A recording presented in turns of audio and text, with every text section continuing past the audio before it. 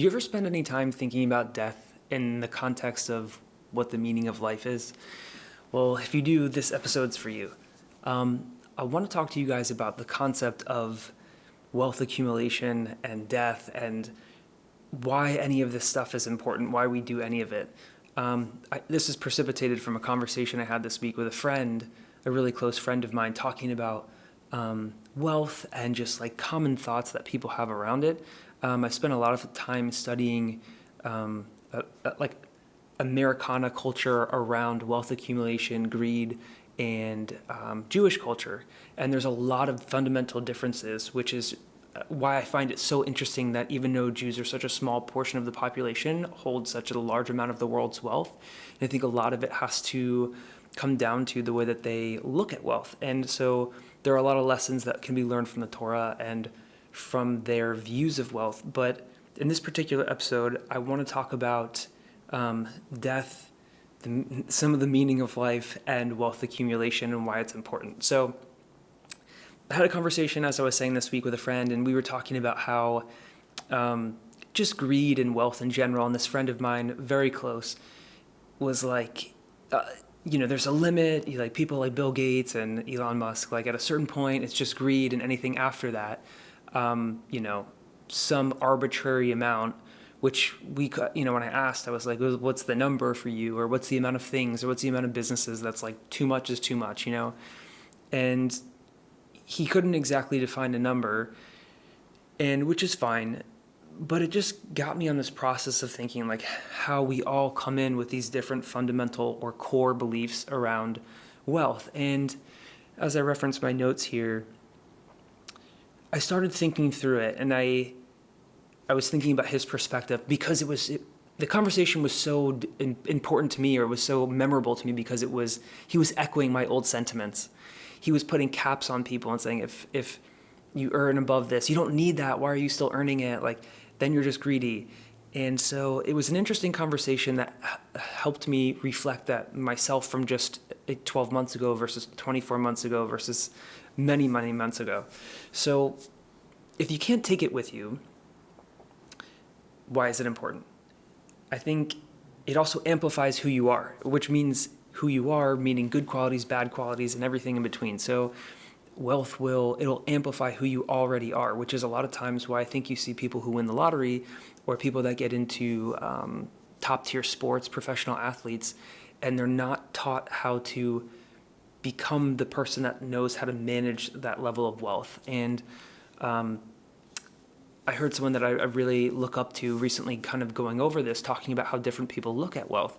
And so you have middle-class people, poor people, and wealthy people, and he talked about all of their different perspectives. And he was saying how, poor people, they look at wealth as in like this trade for time.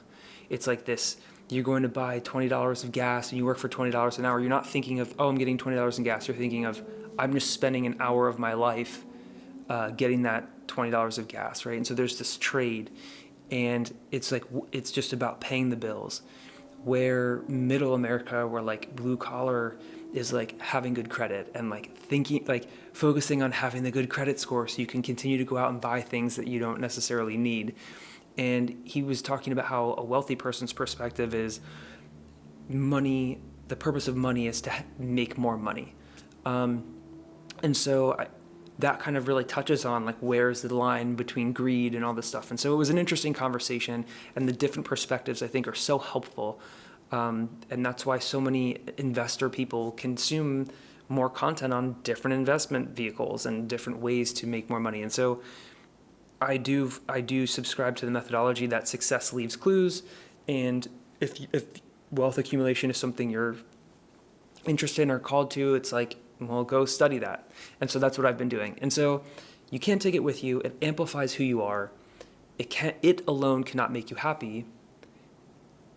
And the last piece of this, which isn't necessarily tied to wealth directly, but like all of us, have a job or do something to accumulate, to generate an income, right? And so if what we're working on right now, for 99% of us that aren't going to be Steve Jobs or Bill Gates or whoever, or someone that may be remembered a century from now, like if 99% of us aren't even going to be remembered, what's the point of going after it? What's the point of accumulating any of it to begin with? I'm not suggesting that you order a six pack and a pizza and just smoke weed and sit on your couch and do nothing. But I was thinking through these thoughts of asking the question of like, why is it important at all? And what I realized was going through this and like what I've learned over this past year is that you take you with wherever you go. You, me, whether you're like talking about wealth, you can't take it with you. It's a phrase you hear a lot, right? But you take you with you. You take you with you to the gym. You take you with you to the grocery store. You take you to work. You take you to church. Wherever you go. And I think I have the mindset of like, I really subscribe to this, that we are spiritual beings having a human experience versus human beings having a spiritual experience. I think the majority of what we are is spiritual. And so in my personal view, like when we die, when we pass, you take you with you wherever you go. And so what does that mean? Like, what does that mean then? It means the accumulation of wealth or the process of growing. That is the means and the end. The work is the means and the end. The process that you have to go through to become the person that can manage that amount of money, manage a business, manage the thing, whatever it is that you're called to do. And this video is not for everybody. I don't think that everybody's called to accumulate wealth and like do that. There are some people that are called to different paths, to be missionaries or whatever. But if your path is to be a business owner, is to generate investment, is maybe you are a financial advisor and you help create wealth for other generational wealth for families and mothers, kids and fathers and help support families as people go into retirement. This could be for you. And so you take you with you wherever you go. And so what does that mean?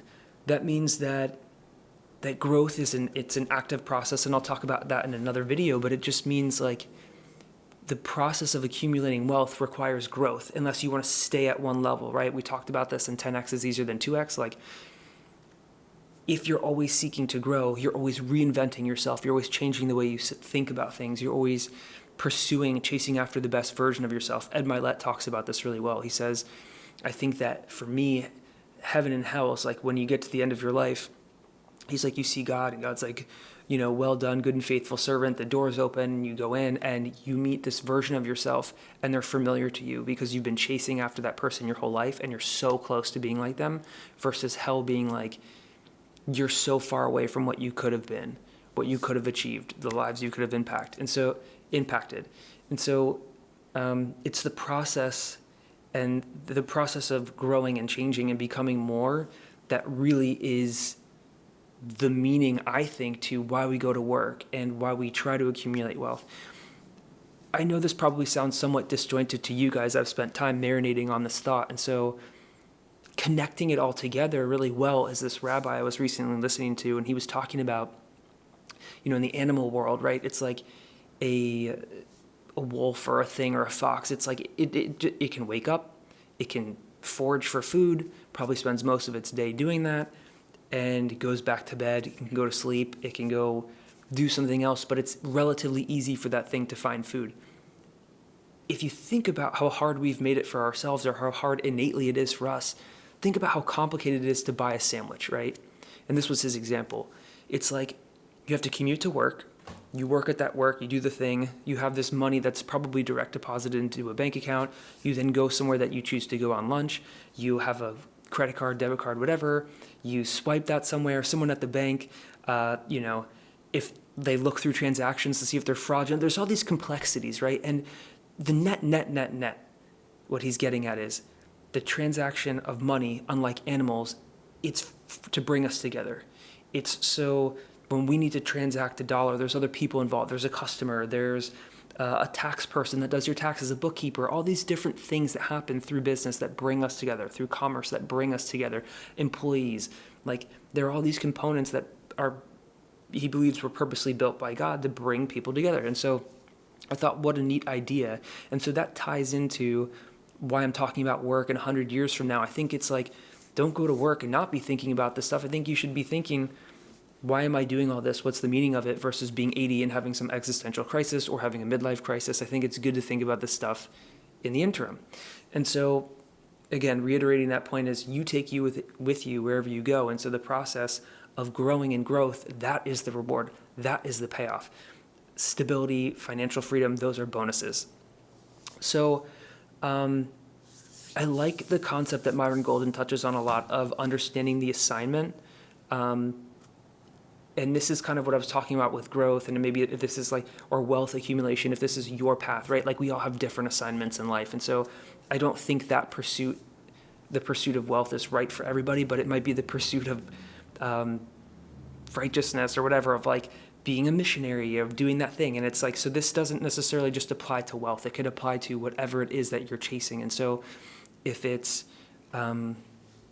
maybe the SPCA, right? So you have this kindness towards animals. Like there's this version of yourself that you're always reinventing to like keep growing in whatever role it is that you are in. But my world and my people are entrepreneurs. And so that's why I bring up wealth, because you solve these challenges for a payoff. You need margin to exist. And so that's kind of the cycle that keeps on going. I don't know the other ones as well. Okay, understanding the assignment. So, and then I talk about the gym. I really like the gym as a metaphor for business or for doing anything hard. So you have this hard thing that you work on. You do that consistently. You increase, right? You increase the weight, you increase the friction, you increase the burden. That now you have evidence that you can do that, right? So before you could walk, you never walked before. You do the hard thing, you start trying to walk, you're crawling, whatever, you're falling down, you're going through all this stuff as a toddler, right? And then you're consistently working on it, you're consistently trying to do better. And then you increase, right? So maybe you start, you're up and down, and all of a sudden you start walking, and then you get to middle school or whatever, then you start running, and then you start doing hurdles, and then you start running in, the Olympics. Like, you do the hard thing, you do it consistently, then you increase the friction, and now you have evidence. That evidence becomes confidence. And so that's why I think this whole process is so important, because evidence creates confidence. You get evidence by doing the hard thing, doing it again and again and again, increasing the friction, becoming a master at it. And confidence is like the fuel that we run on. It shows that you have mastery in something. So that is my recipe for that. I think it's really important to keep in mind. And the last piece that I want to end with is I bring up this episode because I think there's a lot of people that are like me that let the outside world and golden handcuffs and what family and certain people think keep me in a job where I was a good earner, making a good amount of money, knowing that I wasn't called to work for somebody else, knowing that that was unfulfilling. And not everybody's called to be an entrepreneur. Some people are called to be entrepreneurs. Some people are called to be solopreneurs. Some people are called to be freelancers, whatever. Some people are called to be missionaries.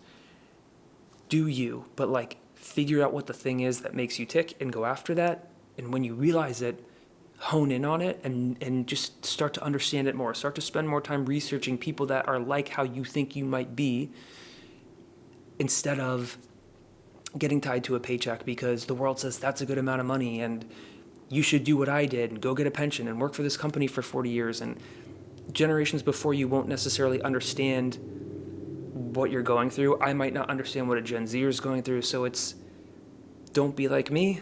Figure out what your thing is, figure out what your unique gifts and skills are, and start investing in those and figure out where they apply in the world, how you can add more value than anybody else in a given arena.